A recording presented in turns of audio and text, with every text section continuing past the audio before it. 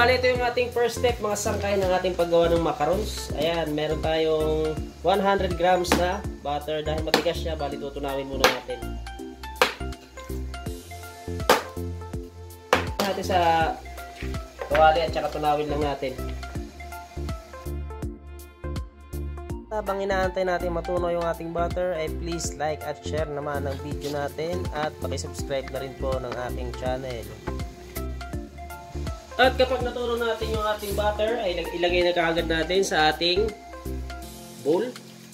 Yan, dyan kung saan natin imimix yung ating mixture ng ating macarons. Sunod ay maglalagay tayo ng isang takip or 1 tablespoon na vanilya. At maglagay tayo ng konting asin. At sunod kong ilalagay ay condense. So kahit anong brand po ng condense ang inyong gamitin mga sangkay, pwede po.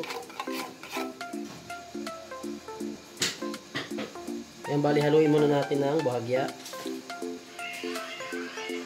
So next maglagay tayo ng 2 pirasong itlog.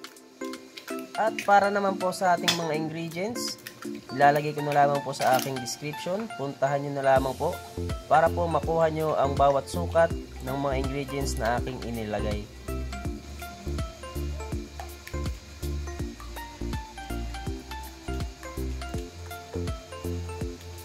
At ang next natin ilalagay ang ating desiccated. So bali haluin lang natin na maayos mga sangkay.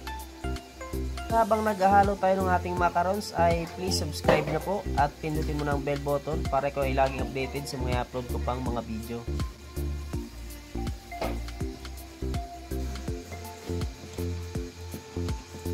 At ang next natin ilalagay ay evap milk.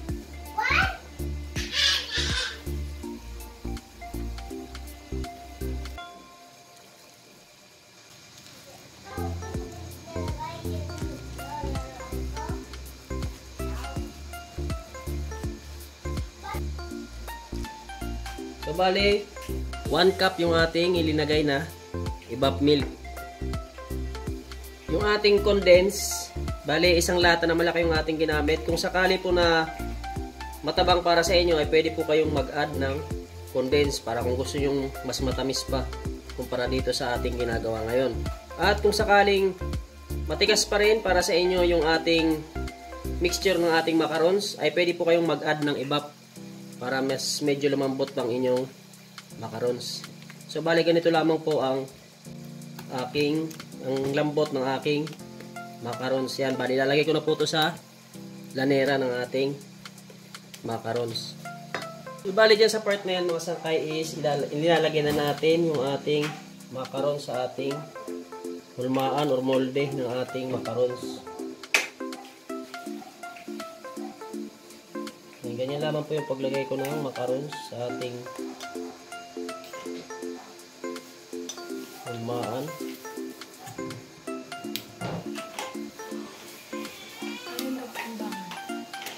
At kung kayo naghahanap pa ng recipe about baking, puntahan nyo lamang po yung aking channel, Marchel TV. Marami na po akong na-upload na baking recipe. Sigurado po akong marami kayong matututunan.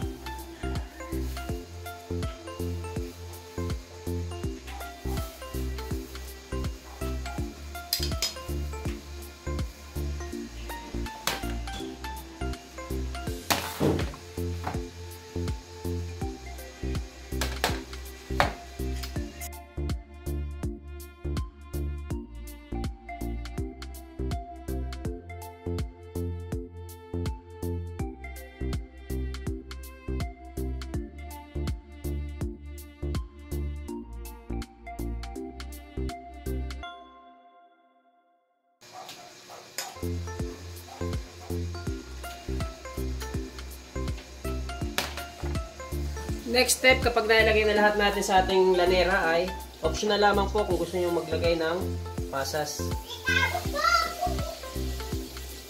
Ulit ko mga sakay, optional lamang po kung gusto niyo maglagay ng pasas. At yan, kapag nagawa niyo na po yan, ay pwede na kagad natin isa lang. So yun na yung ating macarons, bali 2 tray. Bawat tray natin ay merong 24 pieces. So isa lang na po natin.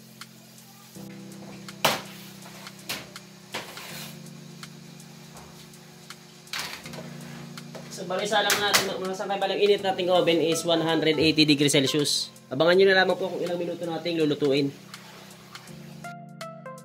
Sangkay ay aalisin na natin yung ating sinalang. So, ayan na po yung ating sinalang mga sangkay. Nga pala, hindi ko napakita sa inyo yung pag-angat natin, di ba? Bali, after 10 minutes po, ay inangat ko na po siya at doon ko na po siya nantay maluto sa taas. So, para po sa akin is mas masarap po siyang kainin kung mas malamig ng inyong macarons. Ito po yung ating macarons. So, ayun yung ating macarons, mga sangkay. Product ng ating macarons. Please don't forget to like, share, at subscribe na po ng aking channel, mga sangkay. Thank you for watching. See you in my next video.